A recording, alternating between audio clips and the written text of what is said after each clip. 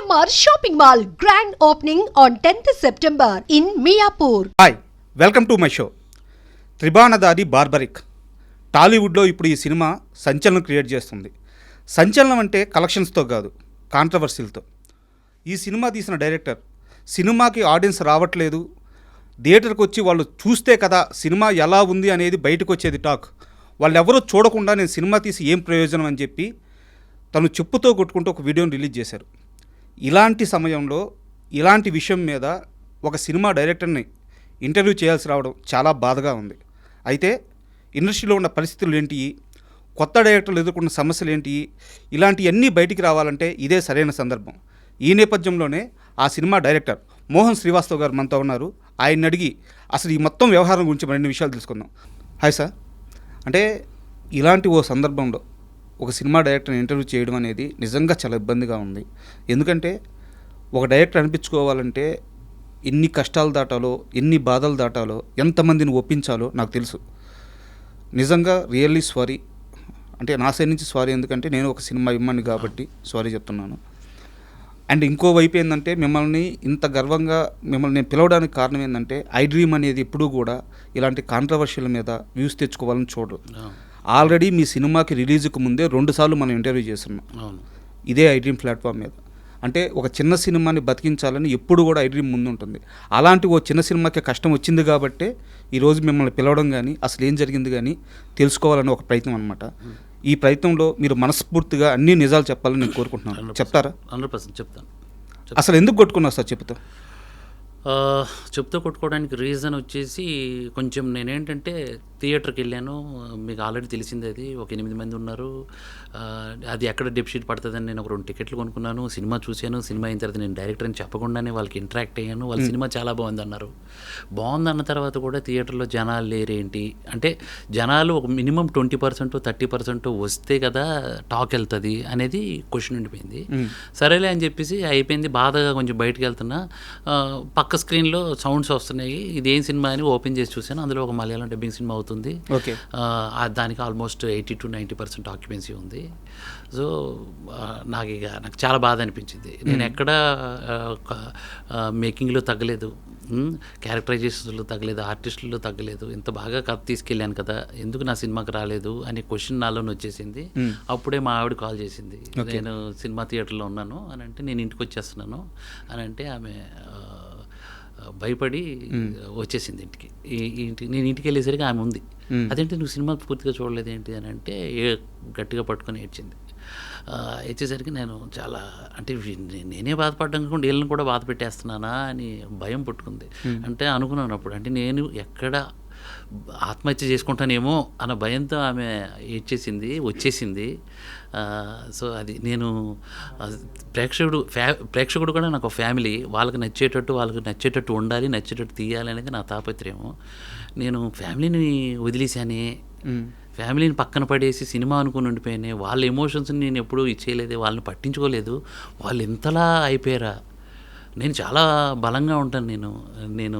నేను చెప్పుతో కొట్టుకున్నది కేవలం ముందు మాట అన్నాను సినిమాకి ముందు. సినిమా నచ్చకపోతే మీ దగ్గరికే వచ్చి నేను చెప్తూ కొట్టుకునేది ఛాలెంజ్ తీసుకున్నాను. సినిమా నచ్చిందో నచ్చలేదో క్లారిటీ రాలేదు నాకు. ఓకే, వస్తే ఫైన్. నేను అందుకు నేను అది ఇంకా జనాల్లో ఏమనుకుంటారు, సినిమా పూర్తిగా జనాలు వెళ్ళట్లేదంటే సినిమా పోయింది అనుకుంటారు కదా. అలా నేను మనస్తాపం అయిపోయింది నాకు. ఇది సినిమా బాగుంది అని అంటున్నారు, అక్కడ వచ్చిన 8 మంది బాగుంది అంటున్నారు, చూస్తే థియేటర్లో జనాలు లేరు, రాకపోతే టాక్ ఎలా వెళ్తుంది, ఇలాంటి సినిమాకి ఎందుకు ఎంకరేజ్మెంట్ దొరకట్లేదు అనే బాధతో నేను మా ఆవిడ అప్పుడే చేయటం ఇవన్నీ నాకు ఎమోషనల్ ఇచ్చేసి ఇదైపోయాను. బట్ నేనేంటంటే బార్బరికుడు మాట కోసం తల ఇచ్చేసాడు శ్రీకృష్ణుడికి, తల ఇచ్చేసాడు. నేను ఇక్కడ ఏంటంటే మాట ఇచ్చాను, చెప్తూ కొట్టుకున్నాను. That's it. ఆ ఎమోషన్ టైంలో అలా జరిగిపోయింది. సార్ ఇక్కడ స్ట్రైట్ క్వశ్చన్ సార్, మీరు సినిమాలో ఎవరే కదా? అవును. ఇప్పటిదాకా 2025లో 160 నుంచి 170 సినిమాలు రిలీజ్ అయినాయి సార్. చిన్న సినిమాలు అయితే ఏమి, పెద్ద సినిమాలు అయితే ఏమి. నేను చెప్పేది ప్రాపర్గా థియేటర్కల్ రిలీజ్ జరిగినవి. ఒక 10 థియేటర్లో 15 థియేటర్లో రిలీజ్ అయిన సినిమాలు ఇంకో 50-60 ఉండొచ్చు. చాలా ఉన్నాయి. అవును. ఒక సినిమా లవర్గా ఈ సంవత్సరంలో మీరెన్ని సినిమాలు చూశారు సార్? ఆల్మోస్ట్ మ్యాక్సిమం చూశానండి. అంటే నేను ప్రతి సినిమా చూస్తాను, there is no doubt. Maximum చూశాను. అంటే ఇక నాకు కనబడినవి చూడలేదు.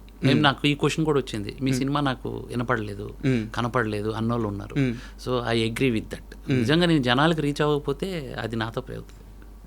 అంటే ఇక్కడ మొత్తం వ్యవహారంలో బాగా రీజ్ అవుతున్న క్వశ్చన్ ఏంటంటే, ఒక 2 రోజులు ఎదురు చూసుంటే నిజంగా తన సినిమా బాగుందంటున్నాడు, కంటెంట్ బాగుందంటున్నాడు, సో ఒక 2 రోజులు ఎదురు చూడలేకపోయాడా, ఎమ్మడే వీడియో రిలీజ్ చేయడం ఎందుకు, ఇదంతా పబ్లిసిటీ స్టంటా, ఆడియన్స్ని థియేటర్కి తెప్పించడానికి ఈ ఎమోషన్గా ప్రేక్షకుల్ని ఎమోషనలైజ్ చేసి ఒక పబ్లిసిటీ స్టంట్ ప్లే చేసాడా అని ఒక క్వశ్చన్ రైజ్ అవుతుంది.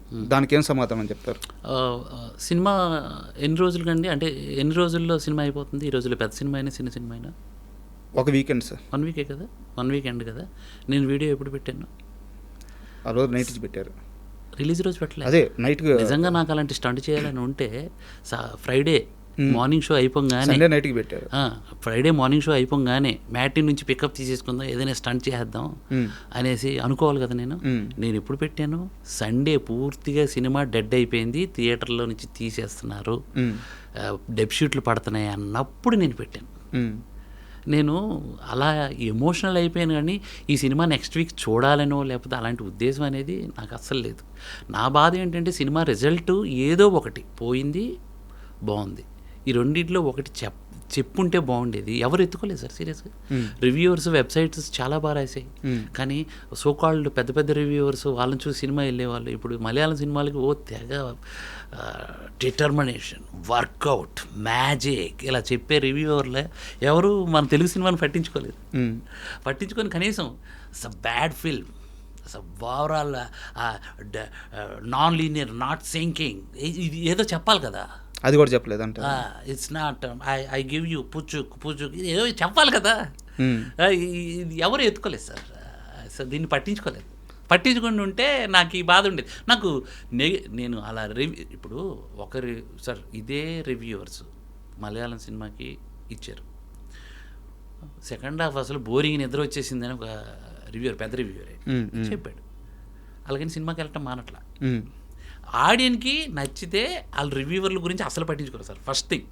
బట్ ఆ రివ్యూవర్లు చెప్తే ఫస్ట్ వెళ్తున్నారు, జనాలకు సినిమా ఉందని తెలుస్తుంది థియేటర్కి వెళ్తున్నారు. ఇక రివ్యూవర్ ఆడి ఒపీనియన్ కాబట్టి వీళ్ళ ఒపీనియన్ వీళ్ళు ఫాలో అవుతూ సినిమా చూస్తున్నారు.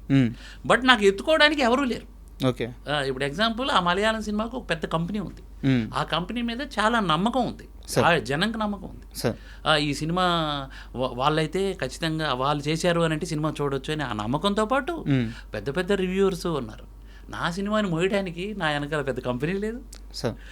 నేను డెబ్యూ డైరెక్టర్ని, మా ప్రొడ్యూసర్ డెబ్యూ, వీళ్ళ వల్ల ఎంత క్వాలిటీ పెట్టి అంత ఎక్స్ట్రాడినరీగా సినిమా మేకింగ్ పెట్టినా కూడా జనాలు రాలేదు. అంటే మేబీ వీళ్ళు కొత్తోళ్ళు కదా, ఎవరైనా పక్కోళ్ళు చెప్తే చూద్దాం, బాగుంది అంటేనే వెళ్దాం, లేకుంటే ఓటీటీలో వస్తుంది కదా చూద్దాం అనుకున్నారేమో. కానీ పక్కోళ్ళు చెప్పడానికి ఆ పక్కోళ్ళు కూడా వెళ్ళలేదు అంటున్నాను నేను. ఓకే, ఆ ఒక్కరైనా వెళ్తే ఇంకొకరికి చెప్తారు కదా అనేది నా మెయిన్. ఇది మీరు ఇందాక ఒక మాట అన్నారు సార్, అంటే సినిమా వచ్చింది కూడా చాలా మందికి తెలియలేదు అని చెప్పి ఒక మాట అన్నారు. ఇది మీ ఫెయిల్యూర్ కాదా? నేను అది యాక్సెప్ట్ చేస్తాను సార్ 100%.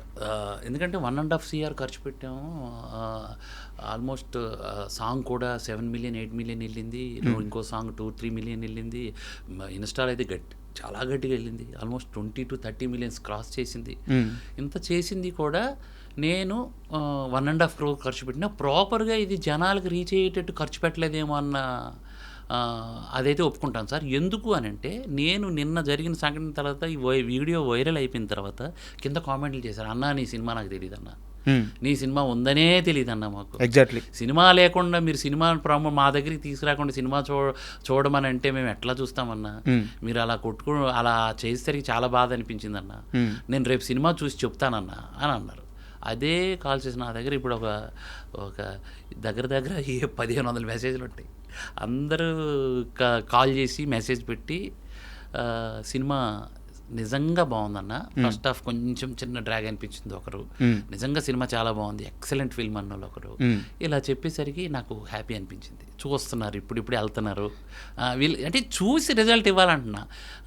నాకు ఎవరు సార్ ప్రామిస్ చేసి చెప్తున్నా, ఇప్పుడు వరకు నెగిటివ్ చెప్పలేదు సార్. నెగిటివ్ చెప్పినా నేను చెప్పేస్తా. ఇప్పుడు నెగిటివ్లో ఈ సినిమాలో నెగిటివ్ ఒకరు చెప్పారు సార్. ఒకటి ఏం చెప్పారంటే, టైటిల్ సార్, మీ టైటిల్ ఎవరికి నోరు తిరగదండి, ఈ టైటిల్ నోరు తిరగకపోవడం వల్లనే అలా అయింది. ఇంకోటి, ఇంత గ్రాండ్గా తీశారు సినిమా మీరు, మాకు ఏదో డబ్బింగ్ సినిమా అలా కనబడింది సార్ పోస్టరు. ఓకే, ఇదేదో బార్బరిక్ అంటే డబ్బింగ్ సినిమా అని అన్నారు. ఇలాంటివన్నీ వచ్చేసారు. ఇదంతా జరిగిన తర్వాత సినిమాకి వెళ్ళి సో వండర్ఫుల్ ఫిల్మ్ అంటున్నారు. నిన్న 150 మంది ఐఆర్ ఆఫీషియల్స్ ఢిల్లీలో చూశారు సినిమా. ఓకే, మెసేజ్ నా దగ్గరే ఉంది. ఒక్క లైన్ మీకు చదువుతా చూడండి. Movie having gripping screen play and story, nice background music and fabulous acting by each and every actor. It's 100 times better than పెద్ద సినిమాలు, రీసెంట్గా సినిమా రిలీజ్ అయిన పెద్ద సినిమాల కంటే బిగ్ బడ్జెట్ మూవీస్ అని పెట్టారు. ఇక మిగతాదంతా వాళ్ళు ఎమోషన్ రాశారు. It's wonderful film, wonderful film అని 150 మంది చూసి మనకి ఢిల్లీ నుంచి మెసేజ్ పెట్టారు. నేనేమంటున్నానంటే, థియేటర్కి వెళ్తేనే ఆ సినిమా తాలూకా అసలు బాగా తీసారా బాగా తీయలేదా చుట్టేలే సార్, అది నేను చెప్తున్నాను. నేను మేబీ మీరు సినిమా చూసాను, చూసి ఉంటారు. సో నా రివ్యూ కూడా నేను ఇప్పుడు ఇదే ఇంటర్వ్యూలో నేను చెప్తాను. తప్పకుండా మీ రివ్యూ కూడా చెప్తే ఏమంటుందండి, నేను యాక్సెప్ట్ చేస్తాను. ఎందుకంటే నాకు రివ్యూ కావాలి అంతే, బాగుందా బాగాలేదు అనేది కావాలి. అప్పుడు మీరు ఇప్పుడు చెప్పే దాంట్లో బాగాలేదు అన్నారు అనుకోండి సార్, నేను నెక్స్ట్ దీన్ని ఎలా కన్స్ట్రక్ట్ చేస్తాను, ఇది ఆడియన్కి ఇది కాదు, ఇలా కాదు, ఈ టైటిల్ ఇలా కాదని ఇప్పుడు డిసైడ్ అయ్యా నేను. అనవసరంగా మహాభారతం నుంచి ఏదో యోధుల్ని తీసుకొచ్చి మనం రుద్దితే కుదరదు అనేది అర్థమైపోయింది. మనం కాదు, ఇంకేదో పెట్టాలి వీళ్ళకి, ఈజీగా క్యాచీగా అర్థమయ్యేటట్టుగా ఏదో లవ్ మ్యాజిక్కో లేకపోతే లవ్ ట్రావెలో ఏదో ఒకటి ఇలాంటివి పెడితే